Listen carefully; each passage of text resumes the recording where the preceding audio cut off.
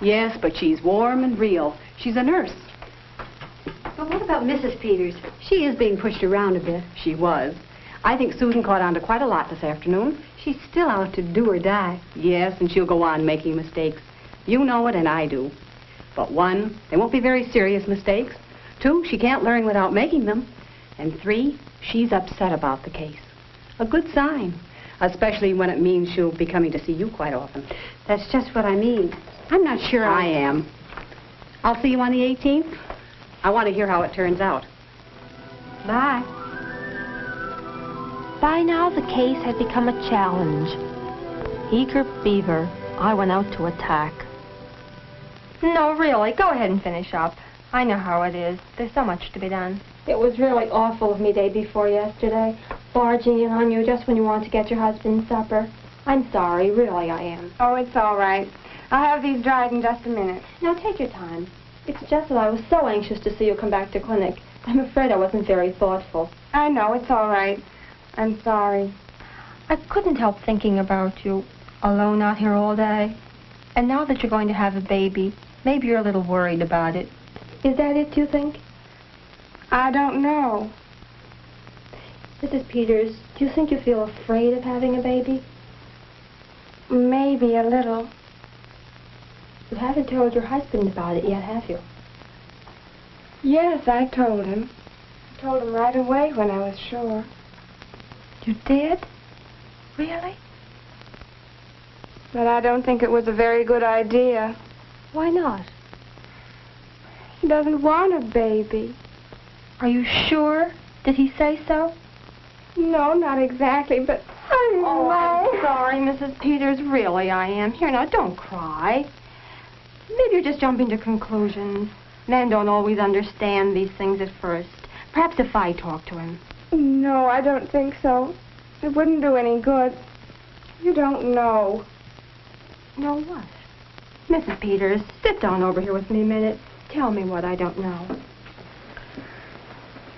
Well, I'll try. You see, it's not simple. That's why I didn't tell you before. You see, this isn't the first time I've expected a baby. Oh. And the last time, everything went wrong. Jack was all excited at first. He seemed to want the baby more than I did, if anybody could. He got another job in his spare time. He helped around the house. It was wonderful. And then I got sicker and sicker, and then, almost at the end of the 9th month, the baby was born dead. You'd think it was the end of the world for Jack. For weeks we could hardly talk at all, and since then we never talk about babies. But that doesn't mean he doesn't want one. Oh, but he doesn't. When other people talk about children, he gets mad and shuts up like a clam. Almost a year ago, I kind of asked him about our having one, and again for a week he was all upset. It's no use. It's just no use. Well, maybe you're right. But does that mean he can't change? You don't know Jack. He's not the kind to change. Well, let's not worry about that now. This thing is going to happen whether your husband approves or not. Maybe when the baby's born, Jack will see. Of course he will. And in the meantime, you should stop worrying about him and start taking care of yourself. You will come to clinic tomorrow at 3? I guess so. Please, Mrs. Peters, I really understand now, and I'm sure I can help you. We'll do this thing together, you and I. And there she was at 3 the next day. I was so happy. And remember how dead set she was against coming? Last week I was absolutely sure I couldn't do a thing. Now everything has changed. It's really wonderful. Don't you think so? Mm-hmm. Except... Yes? Well, there's just one thing. After all, the most important fact, of course, is that Mrs. Peters is coming here. Without that, we couldn't do a thing. But... Well, this may sound silly, but I don't think Mrs. Peters is nearly as happy about all this as I am. I saw her several minutes after her examination, and she sort of broke down again and cried. Even after Dr. Martin told her everything was going fine. Well, that's not so strange, considering her previous resistance. I think there's something else wrong, something really wrong that we're not touching. Like what? Well, I think she's coming to like me, to trust me. But it's as though that weren't enough. There's something I'm not doing. Wish I knew what it was. Maybe it's not you. The one who isn't doing, I mean. I don't understand. Well, you seem to have been doing a great deal. I'm sure Mrs. Peters feels your support and your acceptance, or she wouldn't have come here. Then what's wrong? There are very few women who can face the fact of approaching childbirth without a great need for reassurance and support. But they need that reassurance from a special person. Having a baby is a job for two people, in more than just the biological sense. Don't you think perhaps that the one who isn't doing enough, as you put it, is Mr. Peters and not you? As a matter of fact, maybe you're doing a little too much. Maybe you're going a little too far in helping Mrs. Peters do without her husband. That baby is going to be a lot of years growing up. Husband isn't a bad person to have around. But he's impossible. He refuses to accept reality. Are you sure? That's what I gather. He refuses to talk to me. Well, have you tried talking to him? Well, my chance came by luck, more or less, the following week. I'd put my name on the list for field duty with the mobile unit that was x-raying miners at that time. I was sure it was a chance to visit a real mine, and Miss Roberts thought it was good for me to see the TB control program at first hand. And I must admit I enjoyed the change. The x-ray unit was a beauty. But when we got there, I immediately realized this was the place where Mrs. Peters' husband worked, a coal mine called Flower Hill.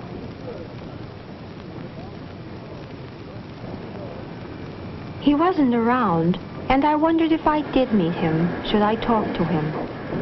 You see, I hadn't cleared with Mrs. Peters. First chance I got, I looked to see if his name was on the appointment list. Meantime, trying to decide what to say to him.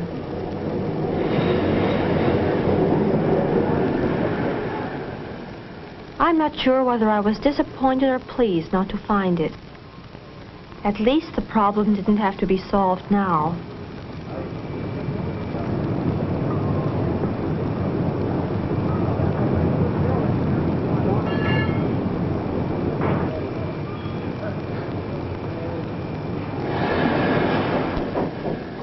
Well, there was plenty to do when we worked through the morning. Must have handled more than 30 an hour. And each one had to be told it wouldn't hurt. Those big, tough miners. I never did find Mr. Peters. He found me.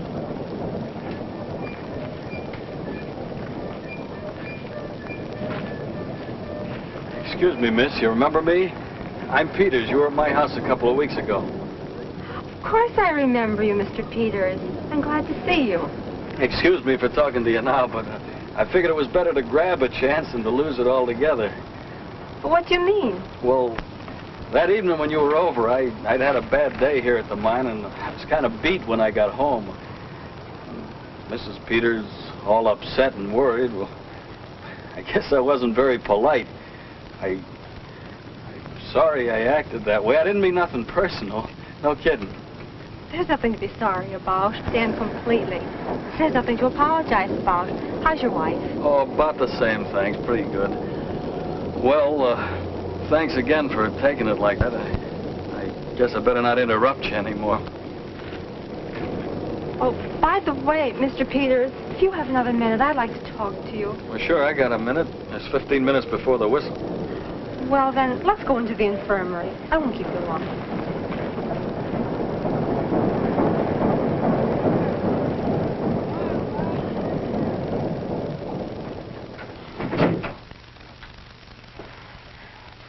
There's something that's been bothering me, too.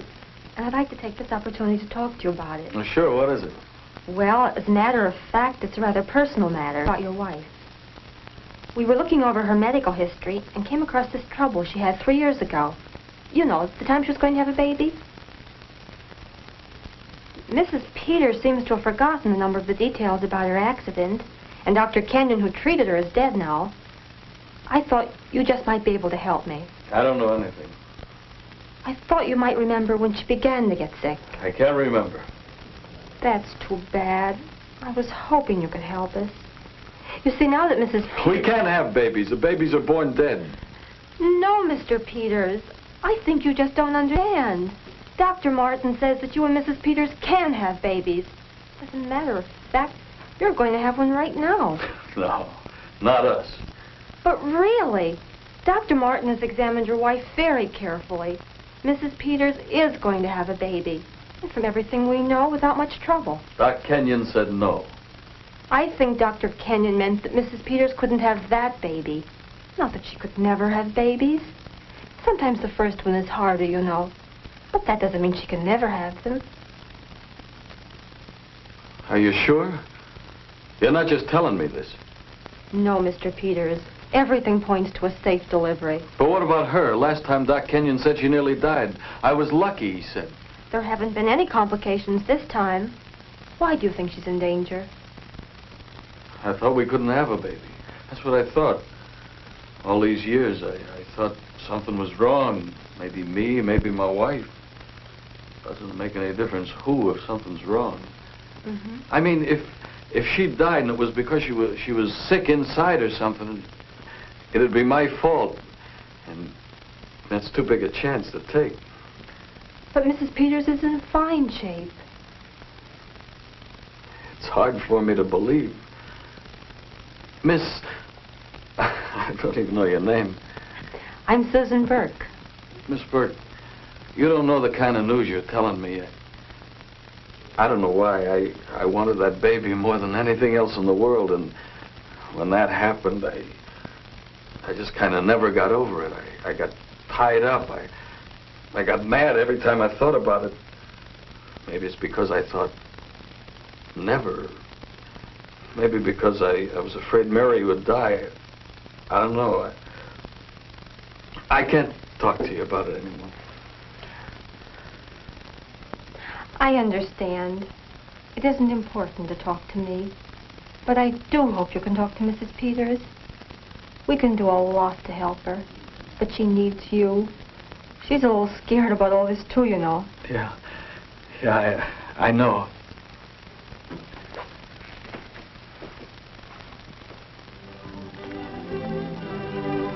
Soon after that, Mrs. Peters started attending our classes for expectant mothers. I'd been informed of her coming, of course, but I'd been out with the mobile unit for 2 weeks. And then I was busy catching up on my work. So it was 3 weeks, actually, before we met face to face again. Oh, Miss Burke, I'm so glad to see you. Hello, Mrs. Peters. I've been wanting to tell you the news. It's so wonderful. I've been wrong about Jack. He wants a baby. He's crazy about it now. I'm not surprised. Everything in the house seemed changed last night. It was like when we first came to live there when we got married. We talked about having children, and Jack was kind of grumbling, but not at all like he has been. And when I mentioned picking a name for this one, he got all funny again, you know, all tight and not talking, but it won't last. I know it won't. Something has happened to him. I'm glad, Mrs. Peters. But it's you I have to thank for everything. Not quite. We did have a bad time for a while. But later, all I did was clear up a serious misunderstanding. You and Mr. Peters wanted the same thing all the time. You just didn't know it.